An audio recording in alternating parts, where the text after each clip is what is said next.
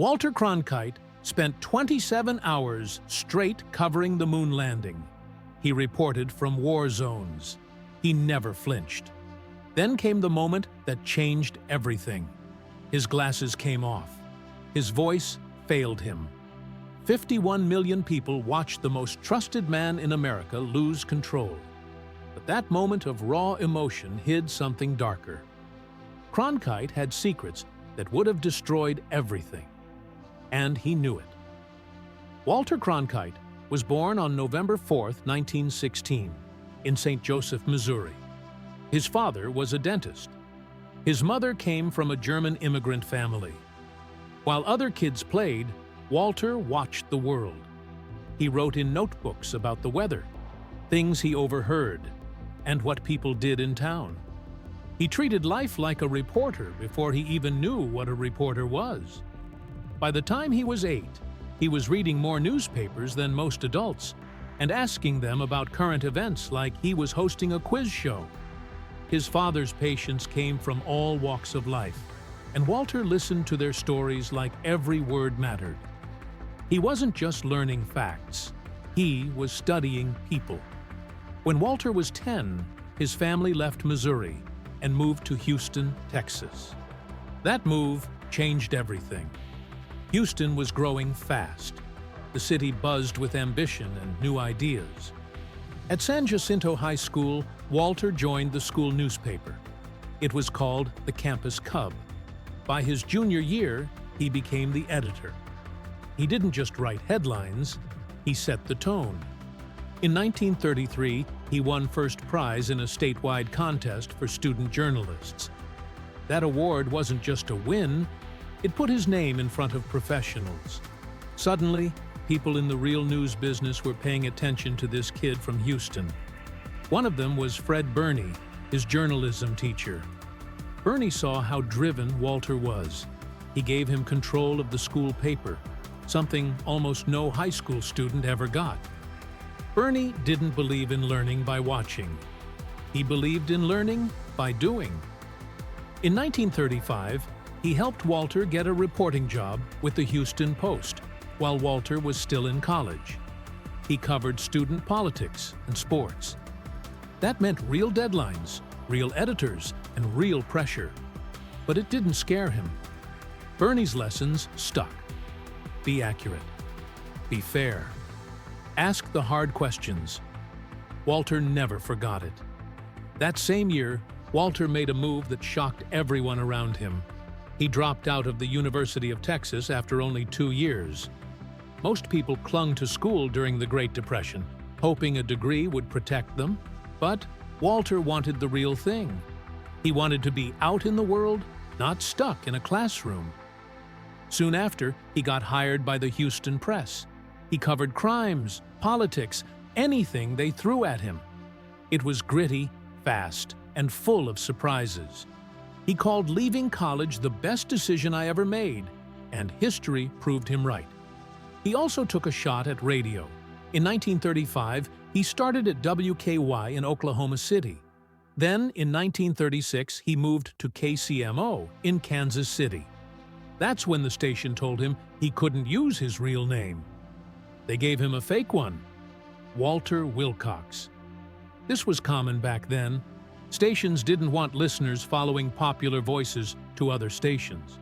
It was an early lesson in branding and control.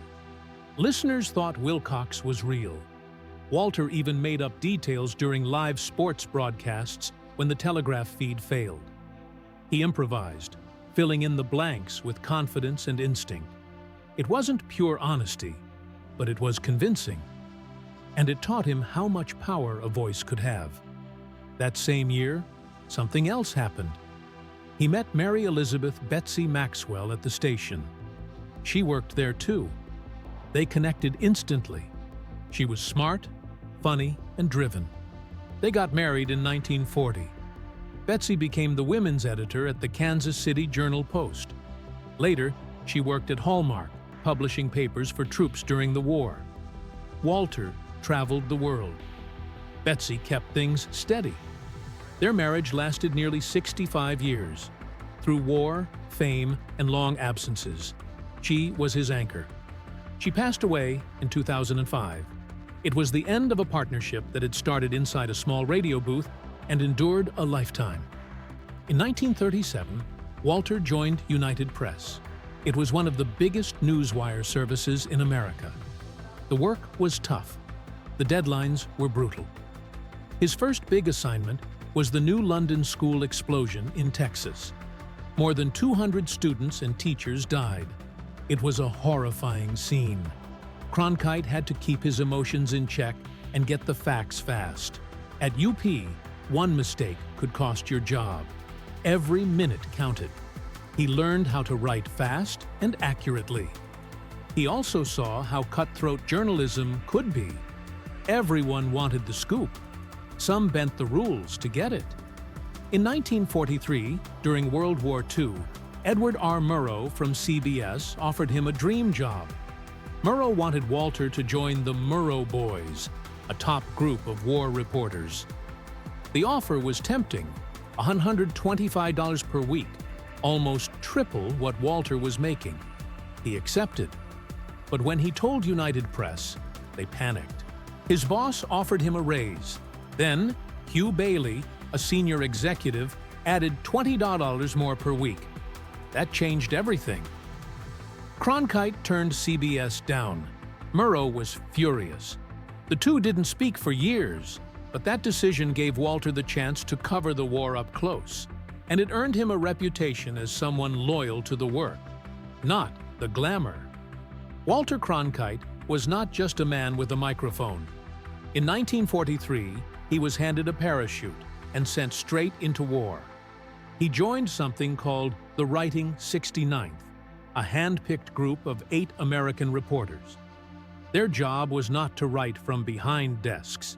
They were trained to fly bombing missions with the U.S. 8th Air Force over Nazi Germany. This wasn't a field trip. They trained with shotguns, learned how to parachute, practiced gunnery, and studied German aircraft to spot them during combat. It was fast, intense, and dangerous. On February 26, 1943, Cronkite went on his first mission. The target was supposed to be Bremen, but clouds forced a change. Instead, the bombers went after U-boat pens in Wilhelmshaven. Things went wrong quickly. German fighters attacked. One of Cronkite's fellow journalists, Robert Post from the New York Times, died when his plane exploded mid-air. Cronkite was lucky. He survived the flight and even helped fire a machine gun during the attack. It was rare. Reporters weren't supposed to fight. But that day, Cronkite did. The death of Post changed everything. The military ended the program. The reporters never flew combat again. But Cronkite's courage that day changed how war reporting was done. A year later, he was back in the line of fire. On June 6, 1944, D-Day, he landed in Normandy with Allied forces. Most reporters stayed behind the lines, not Cronkite. He was there on the beaches as bullets flew. Then he did something even more extreme. He jumped with the 101st Airborne Division. Parachuting into enemy territory, he joined soldiers facing some of the worst fighting in France. It wasn't just for the story. The 101st and 82nd lost over 3,000 men during that campaign. Many were shot out of the sky before they even touched the ground. Cronkite wanted the truth, and he was willing to risk everything to get it. That earned him respect. He didn't just write about danger, he lived through it. After the war ended, Cronkite's next job was no less intense. He went to Nuremberg to cover the trials of top Nazi leaders. It was 1945. The war was over, but the truth was just coming out. Cronkite sat in the courtroom as men like Hermann Göring and Rudolf Hess answered for the Holocaust. He saw the machinery of Nazi propaganda exposed. He learned how media could be twisted into a weapon. That experience stuck with him. It shaped how he viewed journalism. From then on, he treated information like a loaded gun. It could help or it could destroy. And he understood that reporters had a duty not just to report, but to protect the truth. In 1946, Cronkite took another assignment. This time, he went to Moscow. The war was over, but a new kind of conflict was beginning. The Cold War had started. Cronkite became United Press's bureau chief inside the Soviet Union. For 2 years, he reported from a place where every word was watched. Censorship was everywhere. The KGB kept eyes on him. The news was controlled by the state. Cronkite had to read between the lines, talk in whispers, and trust no one. But he learned how regimes use fear and lies to keep control. That knowledge helped him later as he covered Cold War politics. He didn't just report facts, he understood what those facts meant in a world ruled by power and fear. All these experiences taught Cronkite more than just bravery. They taught him how the game really worked. He wanted to be on the front lines, yes, but he also knew that being there gave him an edge. It made him look brave. It gave him stories no one else had. He learned how to walk the line, tell the truth, stay close to power, and protect his career. When CBS brought Walter Cronkite on board in 1950, no one expected him to change television forever. He was a print journalist, not a TV man. He had covered World War II and the Nuremberg trials for United Press. He was respected, but unknown to TV viewers. Cronkite had already turned down an offer from Edward R. Murrow. He didn't see television as serious journalism, but CBS took a risk. They wanted to compete in the new world of TV news. Cronkite finally said yes and joined WTOP TV in Washington. At that time, television news was just 15 minutes long and shown late at night. Most Americans still got their news from newspapers and the radio, but things were changing fast. By the early 1950s, more than half of American households owned a TV. Cronkite's calm voice and sharp reporting stood out. In 1951, he started anchoring Up to the Minute. Viewers trusted him. His career was taking off. CBS's gamble was working. When he moved to New York, Cronkite began hosting shows like You Are There. They mixed history and entertainment. But something else was happening behind closed doors. Cronkite was building power. He made friends in the right places. He cut secret deals. Some of these would be scandals today. One example was a quiet arrangement with Pan Am. They flew his family to exotic locations. It looked like a free vacation, but no one questioned it back then. Cronkite also worked behind the scenes to get big interviews. He once pushed Robert Kennedy to run for president. Then he scored the first interview where Kennedy hinted at it. Cronkite wasn't just a journalist. He was a player. He knew how to work the system. That helped him rise fast, but it also brought ethical questions that still linger. In 1952, CBS gave Cronkite a new assignment. He would anchor the national convention coverage. No one had done this before. It was the first time the Republican and Democratic conventions were broadcast live across the country. Cronkite became the anchor, and the word anchor was first used to describe his role. He gave the chaotic events a sense of order. But again, behind the scenes, he bent the rules. He reportedly bugged a GOP committee room to hear secret talks. That would be a major scandal now, but it went unnoticed then. Cronkite's work changed how political events were covered. People at home could finally see the process. It was groundbreaking, but it also showed how far Cronkite was willing to go for a scoop. April 16, 1962, marked a major shift. CBS replaced Douglas Edwards with Cronkite as the anchor of the evening news. Edwards had been the face of CBS since 1948, but the world was changing. The country was facing civil rights protests, nuclear fears, and political turmoil. CBS needed someone who felt serious, steady, and sharp. Cronkite was perfect. He was given control not just in front of the camera, but also behind it. He became managing editor. That meant he helped decide what stories were told and how. It gave him power no anchor had ever had. He used it to protect his airtime and steer the news in his direction. Some colleagues said he could almost dictate anything. It wasn't just a promotion. It was a full takeover. Cronkite became the voice of CBS, and soon the voice of America. Then, CBS made a bold move. On September 2, 1963, they doubled the evening news from 15 to 30 minutes. No one had done that before. It allowed for deeper stories and live interviews. On the very first night, Cronkite interviewed President Kennedy. That sent a clear message. This was serious journalism now. But there were challenges. The studio had to be rebuilt. Cronkite had to adjust to the longer format. Still, it worked. By 1967, CBS Evening News was the most watched news program in the country. Cronkite's calm during crises helped. When Kennedy was assassinated, Cronkite became the face of national mourning.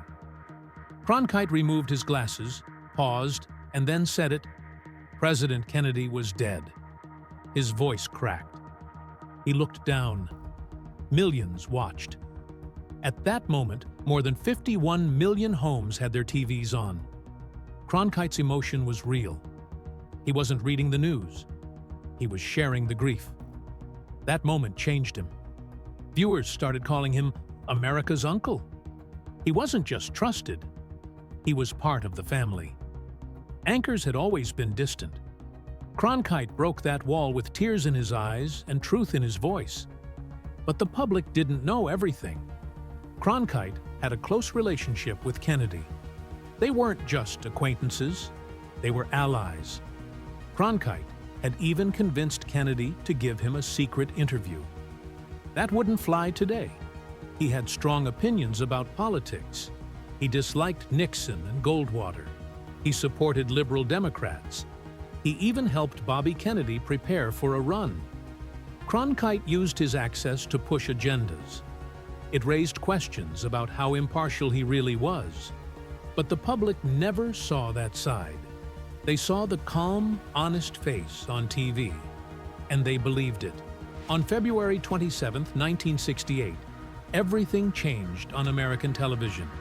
Walter Cronkite, known as the most trusted man in the country, went on air after a 2-week visit to Vietnam. The timing was crucial. The Tet Offensive had just shocked Americans. The government had claimed progress.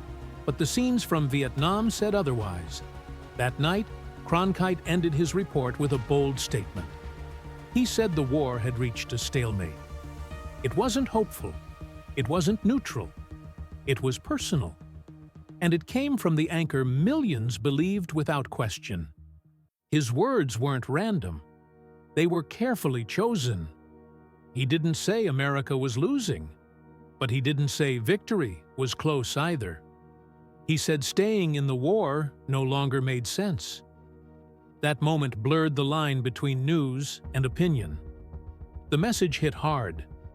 People who had supported the war began to question it. Cronkite's conclusion didn't just describe the situation. It gave people permission to doubt. Inside the White House, the reaction was immediate. President Lyndon Johnson reportedly said, "If I've lost Walter Cronkite, I've lost Middle America." That quote, whether real or not, summed up how powerful Cronkite had become. He was no longer just a news anchor. He was the national voice of reason. Just over a month later, on March 31st, Johnson shocked the nation again. He said he wouldn't run for re-election. Historians still link that decision to the fallout from Cronkite's broadcast. But there was more to the story. Years later, in 2012, historian Douglas Brinkley published a biography that raised serious questions. He revealed that Cronkite's Vietnam special might not have been as fair as it seemed. According to the book, some interviews were edited to paint a darker picture. Soldiers who had spoken of progress were cut short. Civilians who gave hopeful views were left out. The editing made the war look worse than the full footage showed. This sparked a firestorm. Critics said Cronkite had crossed the line. He had used his trusted image to sell a story shaped by his personal belief. He wasn't just reporting facts. He was guiding opinion. And because of who he was, people followed. This wasn't the first time Cronkite's emotions had slipped through. During the Apollo 11 launch on July 16, 1969, Cronkite's calm vanished for a moment. As the rocket lifted off, he couldn't help but shout, "Go, baby, go." It was raw, real, and completely unplanned. That phrase echoed through homes and newsrooms. It wasn't just a cheer. It showed the space race had become deeply personal for him too. The real test came hours later. Cronkite stayed on air for 27 out of 30 hours during the lunar landing. Millions watched, breath held. At its peak, 500 million people were tuned in. In the US, nearly half of the 57 million TVs were set to CBS. Cronkite never lost focus. Colleagues nicknamed him Iron Pants for his stamina. It wasn't just about delivering facts. It was about capturing the wonder of something never seen before. But the launch wasn't smooth for everyone. CBS had built a plywood booth, so Cronkite and his crew could see the Saturn V take off. When the engines roared, the force nearly blew the window in. Cronkite had to leap up and hold it with his hands, live on air. The walls shook. Dust filled the room. Still, he stayed with it. He shouted over the noise, describing every second as the rocket disappeared into the sky. That moment showed how close he was willing to get to the action, physically and emotionally. His bond with NASA went deeper than most knew.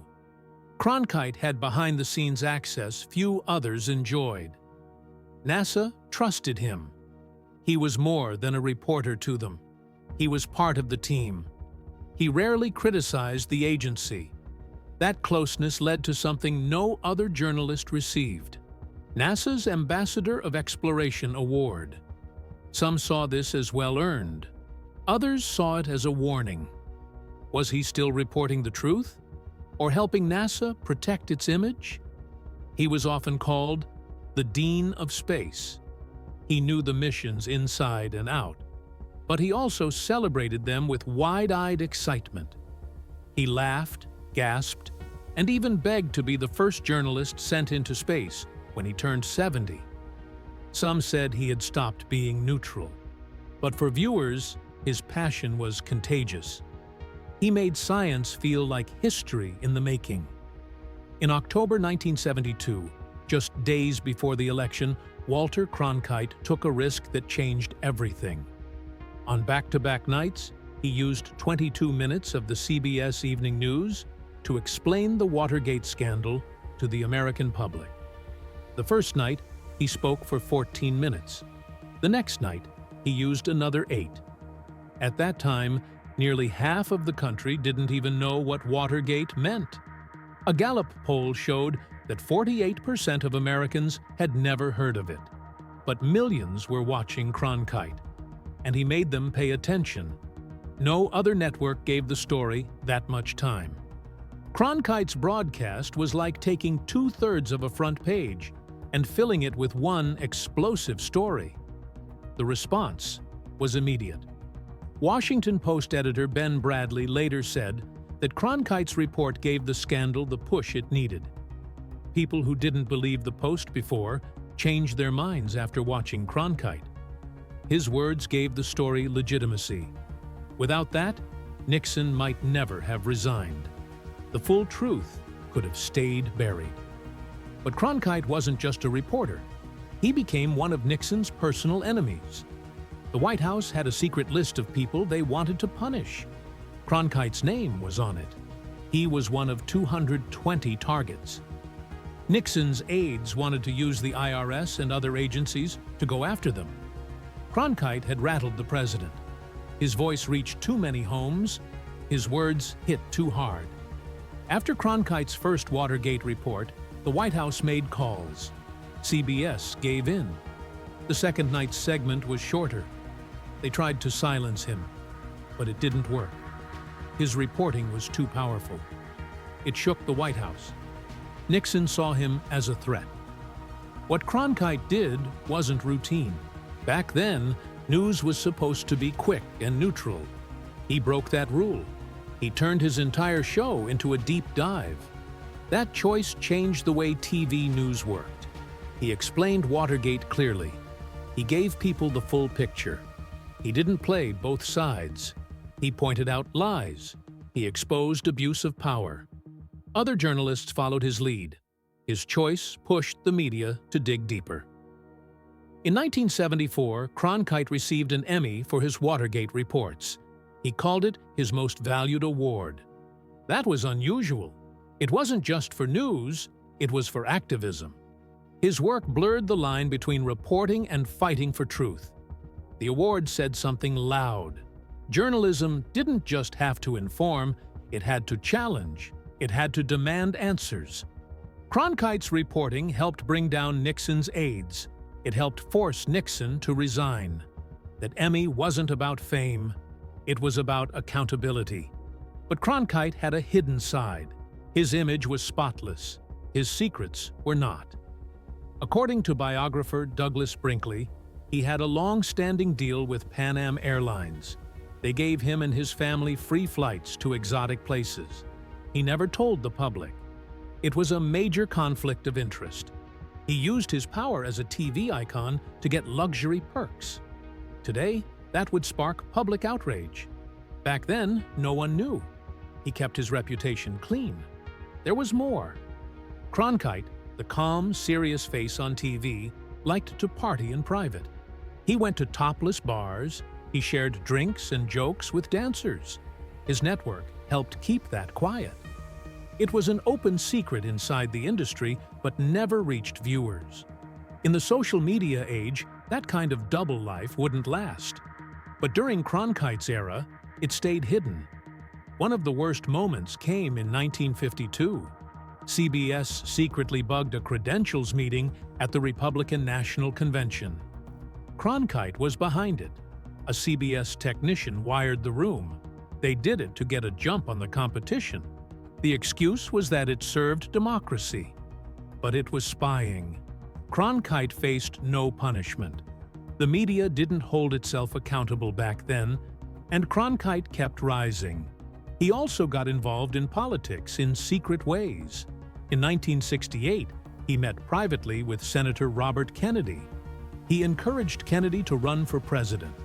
A few days later, Cronkite interviewed him on TV. Kennedy hinted he might run. Then he announced his campaign. Cronkite wasn't just reporting, he was influencing. He also edited stories to favor certain candidates. None of that reached the public. Viewers thought he was neutral. He wasn't.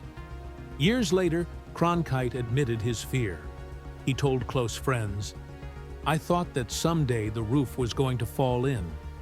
I don't know why to this day I got away with it." He knew he had crossed lines, but nothing ever came of it. The system protected him. The public never saw behind the curtain. Even after his so-called retirement in 1981, Cronkite stayed in the spotlight. He said, "Old anchormen, you see, don't fade away. They just keep coming back for more." He meant it. He hosted a science show. He reported for CBS, CNN, and NPR. In 1998, at 81, he covered John Glenn's return to space. He also hosted concerts, wrote columns, and stayed active in public debates. His voice remained loud. People still listened. He died on July 17, 2009, at age 92. That wasn't just the end of a life. It was the end of something bigger. Cronkite had been the voice of America for nearly 2 decades. When he spoke, people believed him. He guided the country through war, loss, and triumph. He was the last of his kind. No journalist since has earned that level of trust.